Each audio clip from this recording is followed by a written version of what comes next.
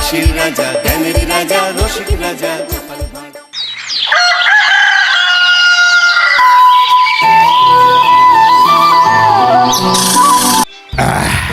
তাহলে মন্ত্রী সব কাজ ঠিকঠাক ভাবে করে এসেছো, তাই তো? আগে মহারাজ, আমি কোন কাজটা ঠিকঠাক করে করি না আপনি বলুন। আমি শুধু আপনাকে ওই কোষাগার থেকে মোহর সরানোর কাজটাই খুব ভালোভাবে করতে দেখেছি মন্ত্রী মশাই। আর বাকি সব কাজে তো আপনি লবডঙ্কা। গোপাল, মুখ সামলে কথা বলো, হ্যাঁ? বেশি বাড়াবাড়ি করো না। কি বলতে চাইছেন মন্ত্রী মশাই? বাড়াবাড়ি করলে মারামারি হয়ে যাবে। আচ্ছা, হয়েছে হয়েছে, অনেক হয়েছে, সকলে এইবারে থামো। ঝগড়াঝাটি বন্ধ হোক, এমনিতেই খুব গরম। বলছি কি, যা গরম পড়েছে এইখানে তো থাকাটাই দায় হয়ে যাচ্ছে। উফ, আর যে পেরে উঠছি না। মনে হয় আপাতত এখান থেকে কদিনের জন্যে। মহারাজ, বাইরে রাজ্যের প্রজারা জড়ো হয়েছে, সকলে মিলে বিক্ষোভ করছে। একবার শিগগির আসুন মহারাজ, নইলে সাংঘাতিক কিছু একটা ঘটে যাবে। কি হলো? আবারও কোনো সমস্যা হলো নাকি? আমাদের রাজ্যের প্রজারা তো যথেষ্ট বোঝদার, তারা তো এমনি এমনি ঝামেলা ঝঞ্ঝাট সৃষ্টি করার মানুষ নয়। গোপাল, চলো গিয়ে দেখি।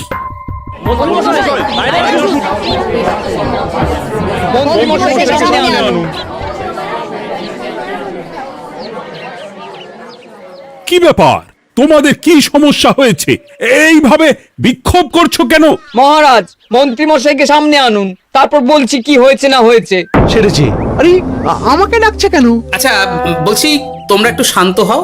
আমি বুঝতে পারছি তোমরা কিছু একটা কারণে খুবই অসন্তুষ্ট হয়েছো, তাই সেই জন্য বলছি আগে শান্ত হও, তারপর বলো মন্ত্রী মশাইকে কেন খুঁজছো, উনি কি করেছেন। গোপাল দাদা, তুমি তো জানোই রাজ্যে যা গরম পড়েছে, তার জন্য খাল বিল পুকুর নদী নালা একেবারে শুকিয়ে গেছে, চারিদিকে জলের হাহাকার। হ্যাঁ হ্যাঁ, সে তো জানি। গত সপ্তাহে এই সমস্যার কথা জানিয়ে মহারাজকে অনুরোধ করে গিয়েছিলাম যে রাজ্যের বাঁধটা যাতে খুলে দেওয়া হয়। কেন? আমি তো তোমাদের কথা রেখেছি। আমি তো দুদিন আগেই মন্ত্রীকে পর্যাপ্ত পরিমাণে মোহর দিয়ে বাঁধ খোলার কাজে পাঠিয়েছিলাম। কেন, উনি কি বাঁধ খোলেননি? সেইটা ওনাকেই জিজ্ঞাসা করুন। গত দুদিনে উনি তো বাঁধ খুলতে আসেনি, উপরন্তু আমরা ওনাকে ডাকতে গেলে উনি আমাদেরকে তাড়িয়ে দিয়েছেন। সে কি, এ তো ভারী অন্যায়। দুদিন ধরে অপেক্ষা করে আর না থাকতে পেরে আজকে আমরা এখানে এসেছি। এই অবস্থা আমরা কি করব? যদি আমাদেরকে আমাদের রাজ্য সাহায্য না করে তাহলে কোথায় যাব আমরা? ছি ছি ছি, আমি তো ভাবতেই পারছি না। মন্ত্রী, এই মন্ত্রী। মহারাজ, মন্ত্রী মশাইয়ের ব্যাপারটা পরে দেখে নিচ্ছি, আগে এদেরকে শান্ত করেই চলুন। মনে রাখবেন, প্রজারা একবার বিপক্ষে চলে গেলে কিন্তু খুব মুশকিল হয়ে যাবে। শোনো সকলে, তোমরা আজকের দিনটা একটু কষ্ট করো। আমি কথা দিচ্ছি, কাল সকাল হলেই বাঁধ খোলার ব্যবস্থা করব। ঠিক আছে? ঠিক কথা বলেছো তো গোপাল দাদা। দাদা বলে যখন ডাকো, তখন দেখো এই দাদা তার ভাইদের কিছুতেই নিরাশ করবে না। শুধু আজকের দিনটা একটু চেয়ে নিচ্ছি, ব্যাস। ঠিক আছে, আজকে আমরা চলে যাচ্ছি, কিন্তু কালকে কিছু না হলেই। কোনো কিন্তুরই জায়গায় নেই পুঁটির বাবা, আর তোমরা রাগ করো না। চিন্তা করো না, সকাল হলেই সাঙ্গ পাঙ্গ নিয়ে আমি বাঁধ খোলার কাজে নেমে যাব।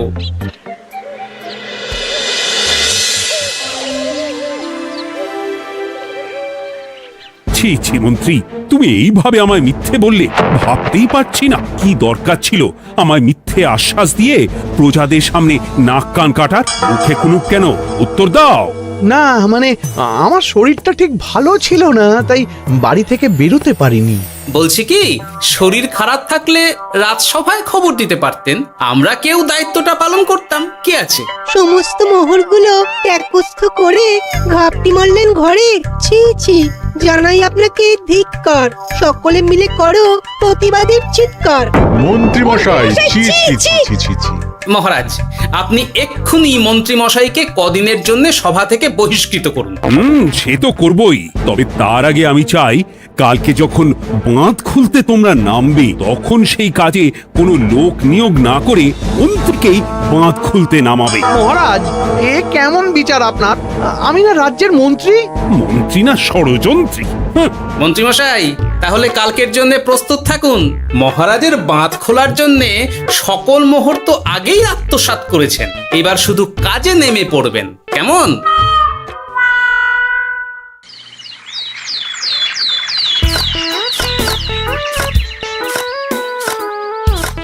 গোপাল এইবারে ছেড়ে দাও, আর পাচ্ছি না। এত সহজে হাল ছাড়লে হবে বলুন? এই কে আছো? ওই শাবল কোদালগুলো দাও, আমি এদিকটায় খুঁচিয়ে দিই। এই সভাকবি, বিজ্ঞানী, এসো এসো এসো, হাত লাগাও। সবে মিলে করি কাজ, বাঁধ খোলা হবে আজ। বাঁধ খোলা হবে আজ, মন দিয়ে করো কাজ। একদম, হাত লাগাও, জোর লাগাও। গোপাল দাদা, সভাকবি, বিজ্ঞানী দাদা আর আর বাকি দাদা ভাইরা আসুন আসুন, সকলে একটু শরবত খান। আমাকেও একটু শরবত দাও। মোহরগুলো খেয়েও তৃষ্ণা মেটেনি বুঝি? বাঁধ এক্ষুনি খুলবে, প্রজাদের সব জ্বালা জুড়বে। বাঁধ খুলে গেছে। আমাকে বাঁচাও, আমাকে বাঁচাও। কোনো সময় ভুল করলে নিজেই সেই ভুল শুধরে আবার ফিরতে হয়। আপনিও তাই করুন মন্ত্রী মশাই, নিজে নিজেই উঠে আসুন। চলো সকলে। গোপাল, তুমি তোমার সাথীদের নিয়ে যা করলে সত্যি ভাবাই যায় না। মহারাজ, নিজেদের রাজ্যের সমস্যায় নিজেরাই কোমর বেঁধে নেমে সমস্যার সমাধান করেছি, পরিস্থিতি মোকাবিলা করেছি। এর জন্যে আপনি এমন করে বলবেন না। ওহ, তোমরা না থাকলে যে কি হতো। মহারাজ, আমরা আছি তো, এত ভাববেন না আপনি। আপনি বরং আমাদের সকলের জন্য কিছু খাবারের ব্যবস্থা করুন, খুব খিদে পেয়ে গেছে। হ্যাঁ, নিশ্চয়ই নিশ্চয়ই। তোমরা সকলে ভিতরে এসো, হাত পা ধুয়ে নাও, ততক্ষণে আমি রানীকে আহারের ব্যবস্থা করতে বলছি।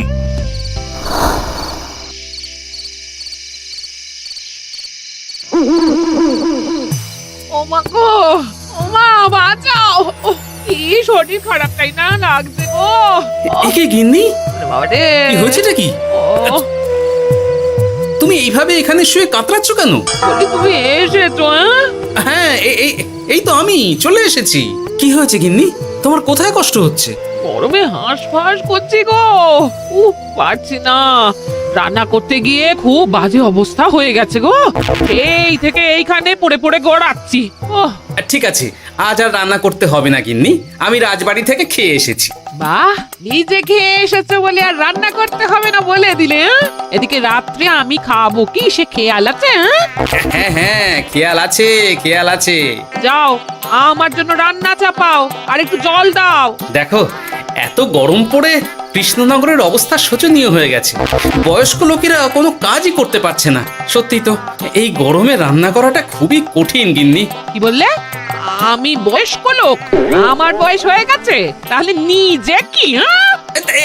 না না গিন্নি, আমি তোমায় কিছু বলিনি। আমি গোটা কৃষ্ণনগরের সাধারণ বয়স্কাদের উদ্দেশ্যেই কথাটা বললাম। তোমার তো বয়স হয়েছে বলে মনেই হয় না গিন্নি। ও তাই বলো?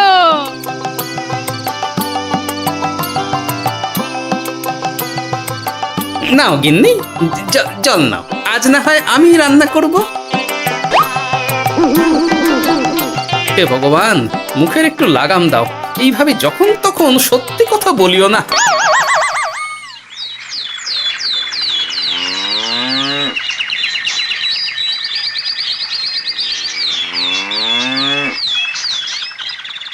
গোপাল দাদা, ও গোপাল দাদা, একবারটি বাইরে এসো, মহারাজ জরুরি তলব করেছেন। আবার কি হলো গোপাল দাদা, গিন্নি? একবার বাইরে গোপাল গিয়ে দাদা। দেখে আসি, বুঝলে? পেয়াদা এসে অনেকক্ষণ থেকে ডাকছে। গোপাল দাদা, আচ্ছা, গিয়ে গোপাল দেখো। দাদা। ও গোপাল দাদা, গোপাল দাদা, ও গোপাল দাদা, আরে তুমি এক্ষুনি একবার প্রাসাদে চলো, রানীমার খুব শরীর খারাপ করেছে, মহারাজ তোমাকে খবর দিতে বললেন। ঠিক আছে, তুমি যাও, আমি আসছি।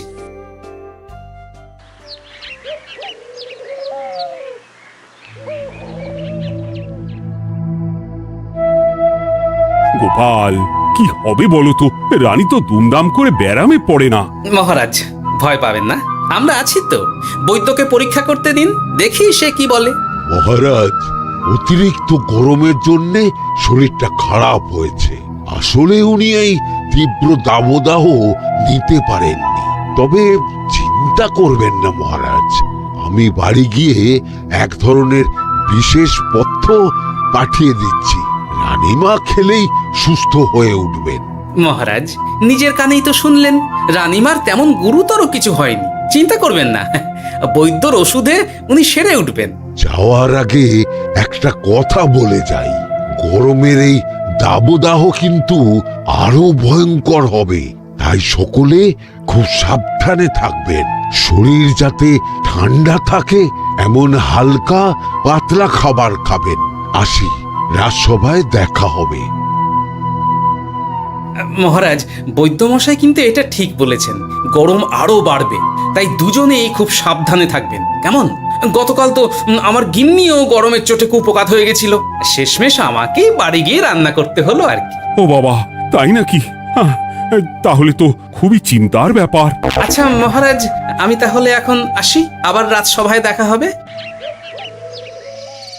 এই গরমে আর এখানে থাকতে পারছি না, বলছি কদিনের জন্য না একটু অন্য কোথাও গেলে হয় না গো? গিন্নি, এই গরমে ঘরেই থাকো, অন্য কোথাও যাওয়ার মোটে নাম করো না। বাইরে বেরোতে গিয়ে যদি কোনোভাবে গরম হাওয়া শরীরে লেগে যায় তাহলে বিপত্তির আর শেষ থাকবে না গিন্নি। কিন্তু এখানেও তো যা গরম পড়েছে, পচে গলে মরে যাই আর কি। উফ গিন্নি, দয়া করে এইসব বাজে কথা বলা বন্ধ করো তো, আমার আয়ুর থেকেও তোমার আয়ু দীর্ঘ হোক। বাহ, তুমি এসব কথা কোথা থেকে শিখলে গো? এই তো তোমার থেকে আর কি। গোপাল, গোপাল, রাজ্যের অবস্থা খুবই বেহাল, এই সবই আমাদের পোড়া কপাল। আরে সভাকবি, কি হয়েছে? তোমাকে দেখে তো মনে হচ্ছে তুমি কিছু... বিজ্ঞানী মহারাজ দুজনেই অজ্ঞান, ঘটি ঘটি জল ঢেলেও ফেরাতে পারেনি তাদের জ্ঞান। কি বলছো কি? তা তুমি এই ব্যাপারটা জানলে কি করে? গিয়েছিলাম একটু আগে বিজ্ঞানীর বাড়ি, গিয়ে দেখি লোকজনের ভিড় সারি সারি। সে কি? শুনলাম মহারাজ তাকে কিছু বলতে এসেছিলেন, তারপরে দুজনে বাইরে বেরিয়ে আসতেই অজ্ঞান হয়ে গেলেন। মহারাজ বিজ্ঞানীর বাড়ি গিয়েছিলেন, তাও আবার রানীমাকে ছেড়ে?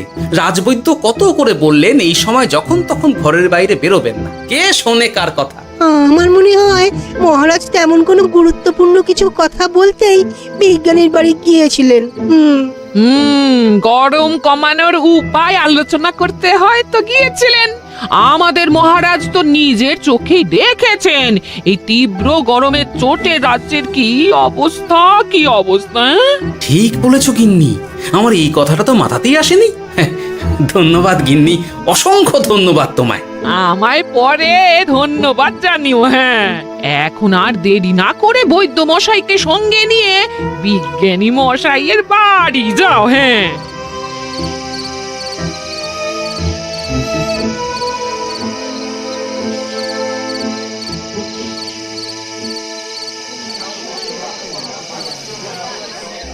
কি বুঝছেন বৈদ্যমশাই?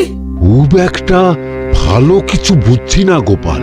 দেখো, সত্যি বলতে ওই কৃষ্ণনগরের অবস্থা খুবই বাজে, তাই এখানকার মানুষেরা একে একে অসুস্থ হয়ে পড়ছে। বাইরের অবস্থাটাও তো ভালো নয়, বুঝতেই পারছো। এখন সান্ধ্যকালীন হাওয়াতেও গরমের তাত রয়েছে। দেখুন, রাজ্যের যা অবস্থা তাতে যদি রাজ্যের মাথা থেকে সমস্ত প্রশাসনিক প্রধানরাই অসুস্থ হয়ে পড়েন তাহলে তো ভীষণ বিপদ। সে তো বটেই, এই জন্যেই আমি বলি কি, মহারাজ সহ সকল সভাসদেরা এই রাজ্য ছেড়ে কদিনের জন্য পাহাড়ি কোনো এক জায়গায় গিয়ে থাকুন, পরিবার নিয়েই যান।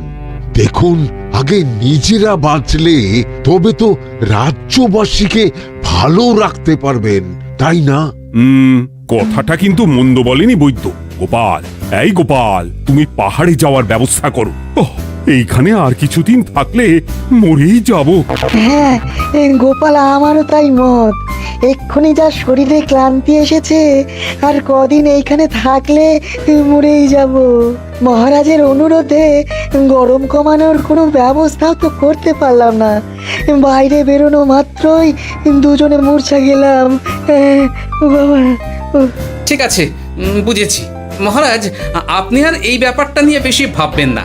বিজ্ঞানী, তুমি আর বেশি কথা বলো না, আমি পাহাড়ে যাওয়ার ব্যবস্থা করছি।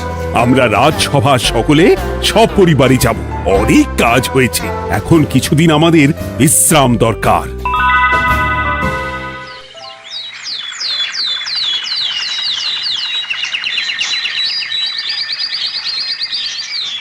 এ কি গোপাল, মন্ত্রীকেও তুমি আমাদের সঙ্গে নিয়ে যাচ্ছ? আহ, তুমি কি সব ভুলে গেছো? মহারাজ, আপনি খামোখা উত্তেজিত হবেন না। আপনার শরীরটা কিন্তু ভালো নেই। আর মহারাজ, আপনার রাজ্যে বাস করে আপনার থেকেই শিখেছি বিপদের দিনে পরম শত্রুকেও দূরে ঠেলতে নেই। গোপাল এটা ঠিক কথাই বলেছে। যতই হোক, উনি তো আমাদের মন্ত্রী, তাই এই বিপদের দিনে ওনাকে ফেলে যায় কি করে বলুন তো? সত্যি গোপাল, তোমার তুলনা নেই। ঠং, সবই নাম কেনার চেষ্টা। গোপাল, চলো এইবারে রওনা দিই। বলছি, খাবার দাবার আর জলের কলসিগুলো উঠেছো তো? হ্যাঁ, খাবারের পাত্রগুলো আপনার জিম্মায় থাকবে, আর জলের কলসিগুলো আমি সামলাবো।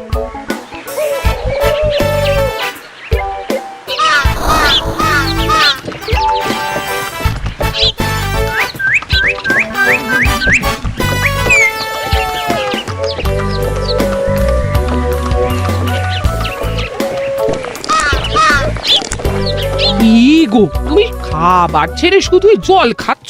ওদিকে মন্ত্রী মশাই যে সব খাবার একাই সাবার করে দিলে না? ভালোই তো, খাক না। এরপরে বড় বাইরে যেতে হলে বুঝবে, আমি তো ওই জন্যই নিজের জিম্মায় শুধুমাত্র জল নিয়েছি। দেখো, জল খেলে ছোট বাইরে যাওয়ার দরকার হলে চলে যেতে পারবো, কিন্তু বড় বাইরে যাওয়ার দরকার হলে তো যেখানে সেখানে যেতে পারবো না। তাই জলই সই। কিন্তু সবার জল যদি তুমি একাই শেষ করে দিলে তাহলে? এই রে, এটা তো ঠিক বলেছো গিন্নি। পথে ঘাটে কোনো পানীয় জলের পুকুর বা কুয়ো দেখলে জল ভরে নিতে হবে, বুঝলে?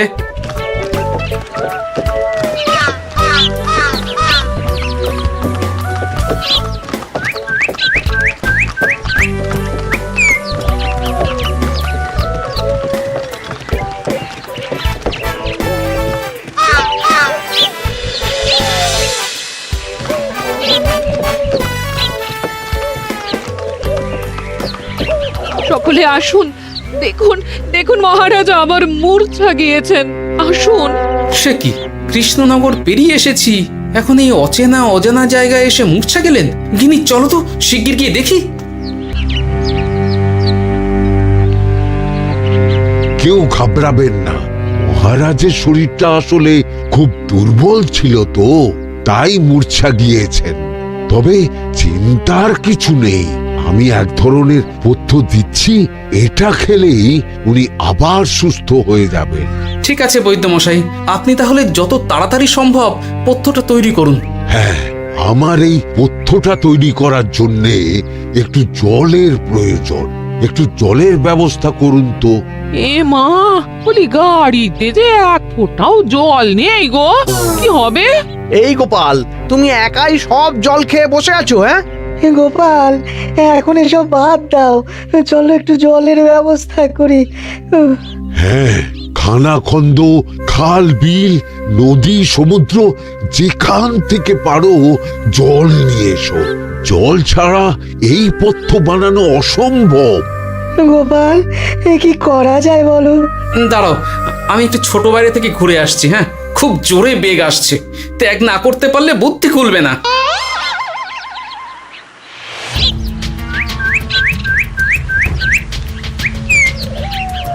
ওদিকে একটা পাত কুয়ো দেখতে পাচ্ছি মনে হচ্ছে।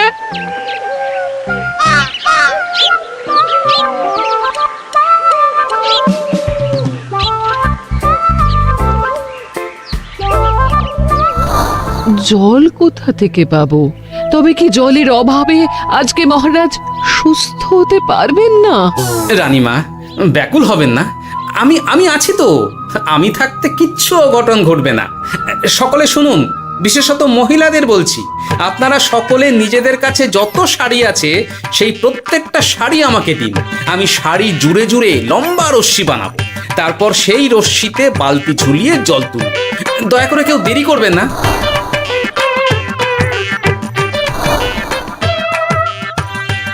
এই নাও আমার 5খানা শাড়ি। হ্যাঁ, এই নাও আমার 10খানা শাড়ি। আমি বাবা আমার লতা পাতা মিনি করা শাড়িগুলো দেব না। যা পারো করো, আমি বড় বাইরেতে যাচ্ছি। ওমা, বিপদের দিনে শাড়ি দেবে না? গায়ের জোরে নিয়ে আসবো। হ্যাঁ,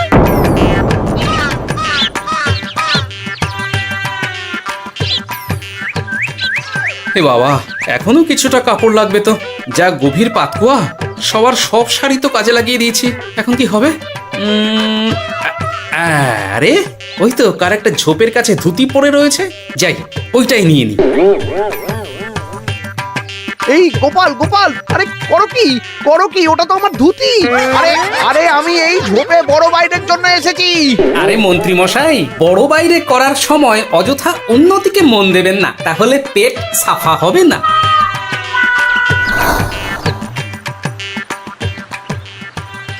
গোপাল, তুমি ছিলে বলে এই যাত্রাতে রক্ষা পেলাম। ভগবান তোমাদের অনেক অনেক মঙ্গল করুক। এই দেখো না, ওরা না আমার লতা পাতা আঁকা শাড়িগুলো নিয়ে নিয়েছে। এই, দূর তোমার শাড়ির লতা পাতা, আমি নিজেই জড়িয়েছি বড় বড় ঘাস পাতা। কিছু করছে রে, দূর ছাতা। হাসির রাজা জ্ঞানের রাজা রসিক রাজা গোপাল